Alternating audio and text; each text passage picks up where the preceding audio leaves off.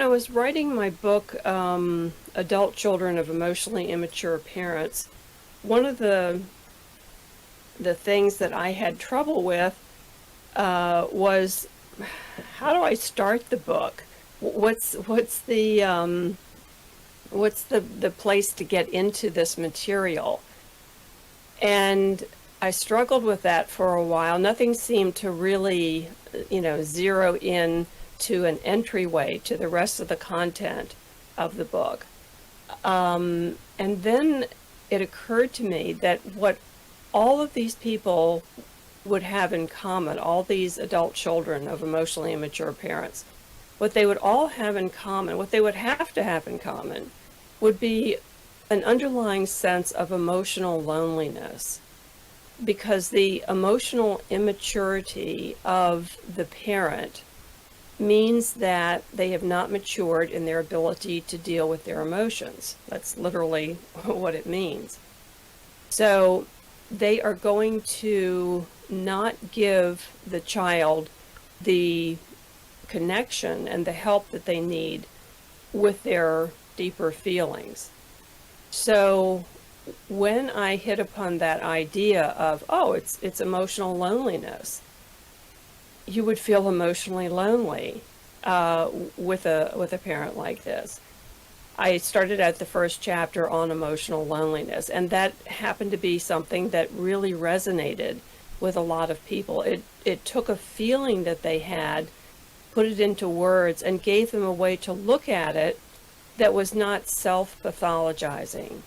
It allowed them to think about it from the perspective of, well, if nobody is feeding you, there's a there's a good reason why you would be hungry.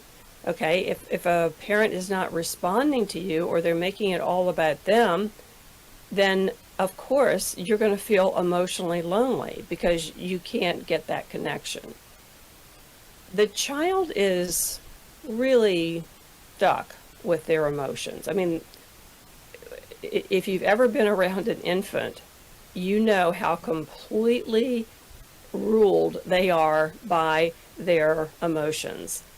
And their emotions come up as a response to anything that's going on in their bodies. And they let everybody know there's no interface or lag there between their feelings and their expression, which is great because it immediately lets the caretaker know that something needs to be done. Okay, and the intensity of that from a baby will make you do something to help that baby feel better because it's such a mobilizing sound and such a mobilizing experience to hear a baby cry. So it's a wonderful thing that has come up over the millennia, for little babies to have that kind of effect on their parents. When you're the child of an emotionally immature parent, there is a sense that you are pretty much alone with your emotions.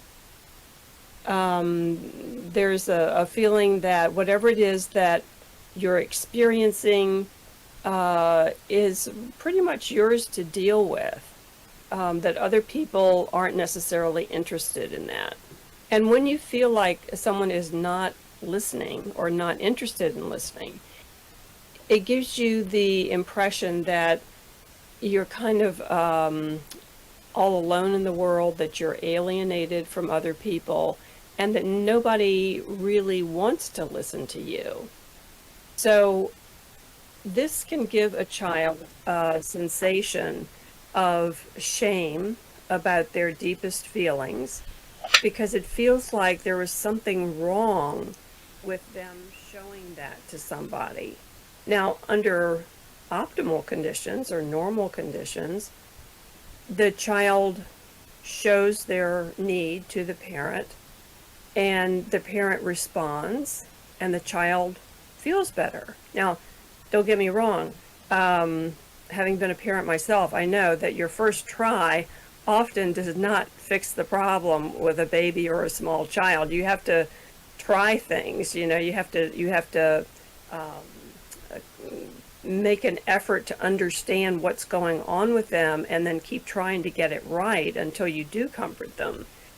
But when the parent is afraid of strong feeling, they have this sensation that they want to shut that baby down, or they want to shut that child down, because they don't know what to do. They don't have the experience or the ability to really regulate their own emotions, and then the child is upsetting them.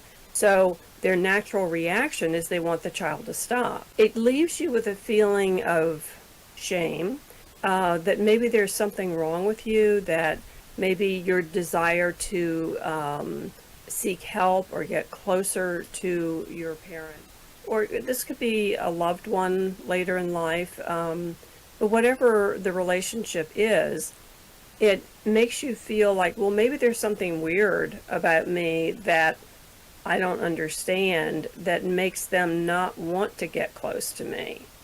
Because as a child, you're trying to piece together what could be going on here. Like, I need help, I go to my parent, and they respond to me like they're not interested, or they turn it back to them, or they blow me off, or they get angry.